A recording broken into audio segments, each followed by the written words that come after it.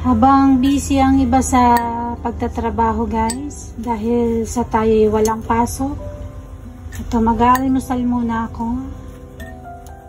Gawin tayo na almusal. Ginawa ko to guys, ano yan, tuna mayo.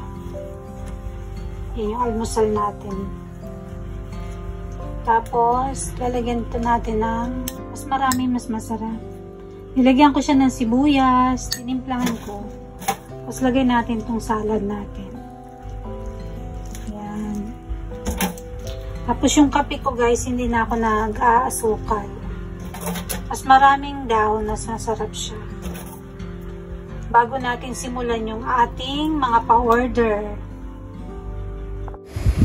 Kain muna tayo guys habang naglalaba.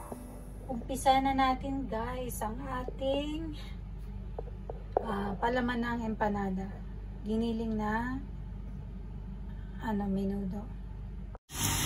Nagawa ko na rin yung dough natin guys. Kailangan lang natin i-rest sa ref.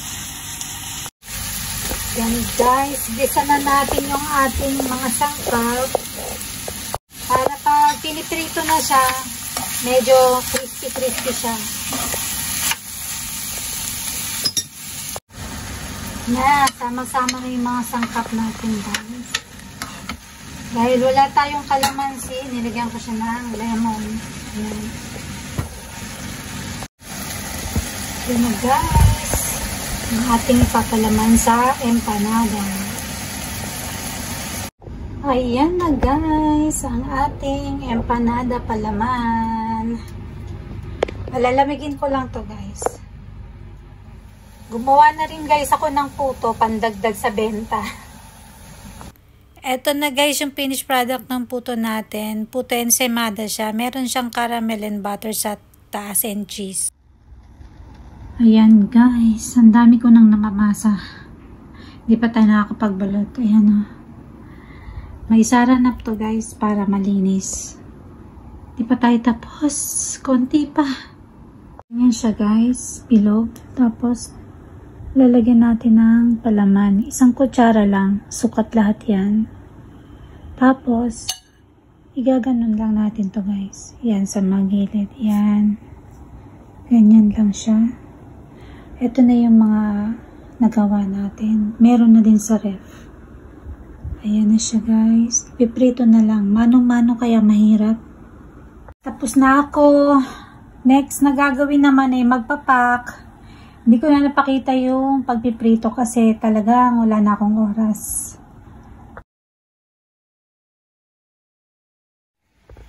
Yan guys, magdi-deliver na tayo. Ako, ulan ng ulan. Lakas pa ng ulan guys. Buti patigil na. Ayan o. Hintay tayo ng train. Dami pa ring tao. Lakas pa rin ng ulan.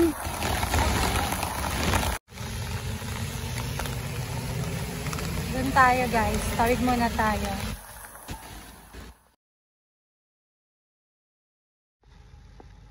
Ito yung naghihintay sa akin guys. Maugasin.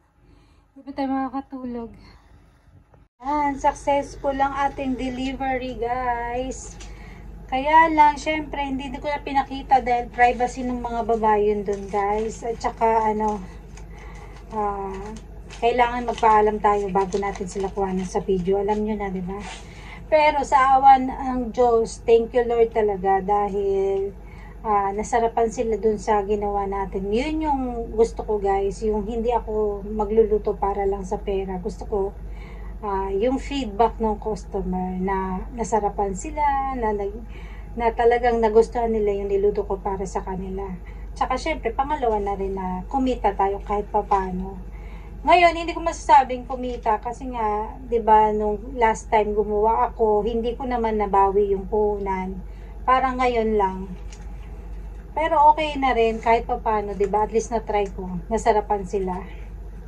Tsaka yun lang guys, nag-enjoy tayo sa paggawa kahit pagod. Yun yung pinaka-importante doon. Matutulog na lang ako guys, nakita ko to. Sakit. Nagkapasa ako sa kamay. Dahil sa pagmasa ko dun sa ano ng empanada. Ay, buhay. Matutulog na ako guys, pero bago yan, ayan, magbabasa muna tayo ng ating Bible. It's food of soul natin. Kaya hinihikayat ko kayo magbasa ng guys, ng Biblia. Hindi naman sa pilitan. Kung gusto nyo lang, dahil ang sarap sa pakiramdam.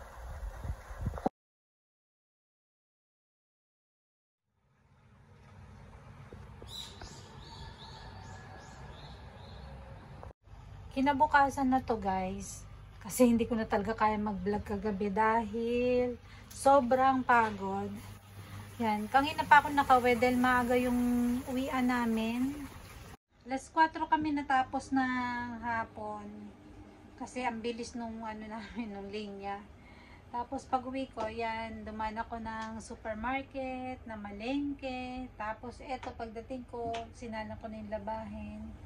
At ito, ang ginagawa ko ngayon, kain ako ng hapunan. Hindi na ako kakain ng kanin guys. Ito, duman ako. Parang ang sarap kasi ng pakwan, kaya bumili ako guys. Bali, yan na lang yung magiging hapunan ko. Malamig ngayon guys.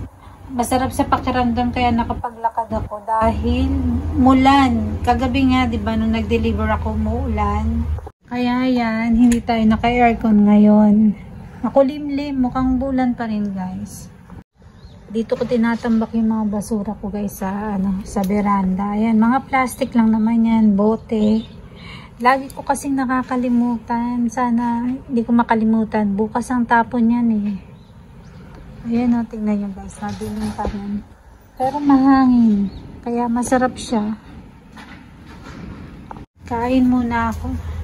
Kakagutom. Ito lang kakainin natin. Ito ulit yung suot kong damit. Nung nakaraan din, ito rin. Pag nalalaban, sinusuot ko kaagad. Paborito ko kasi guys. Ang sarap sa pakiramdam. Malamig siya sa katawan. Yun nga guys, kwento ko sa inyo. Pagka deliver ko ng puto, kinain nila agad. Pati yung empanada. Sa empanada, medyo ko dun. Medyo konting sablay kasi parang feeling ko napaalat yung timpla ko dun sa minudong giniling. Kasi nung tinitikman ko siya, halo-halo na kasi, pag nagluluto kasi ako guys, tinitikman ko rin kung tama na ba, okay na ba to sa panlasa ng customer. Eh yung pakiramdam ko dun sa empanada, parang medyo maalat. Pero yung puto, okay naman yung dating. Kaya nung pag-deliver ko sa kanila, tapos kinain agad nila, yung feedback nila agad nag-text. Nasarapan sila lahat sa puto guys. Bali, in-experiment ko lang yung puto. Ginawa ko siyang puto ensaymada. Ang ginawa ko siya, hindi ko siya nilagyan ng cheese sa loob. Gumawa ko ng caramel niya guys. Parang yun yung pinang-asukal ko. Tapos butter muna. Dapat yan may asukal. Ang ginawa ko, butter. Tapos yung ginawa kong caramel, tsaka nilagyan ko siya ng cheese. Para maiba naman. Eh nasarapan sila. Kaya may mga pa-order ulit ako. Kaya lang sabi ko, hindi ko pa siya magagawa. Gumagawa lang ako guys kapag wala akong pasok doon sa kabila, sa pizza. Kasi wala kami masyadong trabaho. Kaya sabi ko, baka hindi ko siya magawa. Pag wala lang akong pasok, doon ko lang siya magagawa. Okay naman sila. Tapos yung lumpiang sariwa may umorder. Ayun yung bestseller ko guys, yung lumpiang sariwa. Sa empanada, medyo ang hirap niyang gawin kasi guys. Di ba nakita niyo na masa yung kamay ko? Ayan o. Siguro, mag-order man ako ng empanada, yung gagawa ko ng sarili ko kung ilang pack lang yung kaya ko, tapos yun lang yung ibebenta ko, parang gano'n. Pero yung sa kanila, yung tatanungin ko sila, ang style ko kasi guys, tatanungin ko sila, sinong gusto umorder ng empanada, eh paano kung lahat sila umorder? Hindi ko makakaya yun guys. Kasi sa isang pack, 3 peraso. Medyo mahirap. Kaya, siguro kung magpa-order ako noon, ako na mismo yung halimbawa, gagawa na ako ng 5 pack. Sino na yung gustong bumili, parang ganun na lang yung gagawin ko. Pero yung sa puto, madali lang kasing gawin. Kaya kahit umorder silang lahat, kayang-kaya.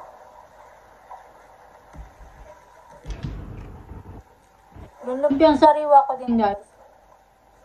Ako din kasi gumagawa ng pambalot. Kaya siguro, kaya nagpapa-order lang ako pag wala akong pasok. Ayan guys, kada daldal ko sa inyo, hindi ko na malaya na ubos ko lahat. Busog na, hindi na kailangan kumain ng kanin. Sige na guys, dito ko natatapusin yung ating vlog para sa araw na to. Thank you for watching at magsasampay pa ako. Bye!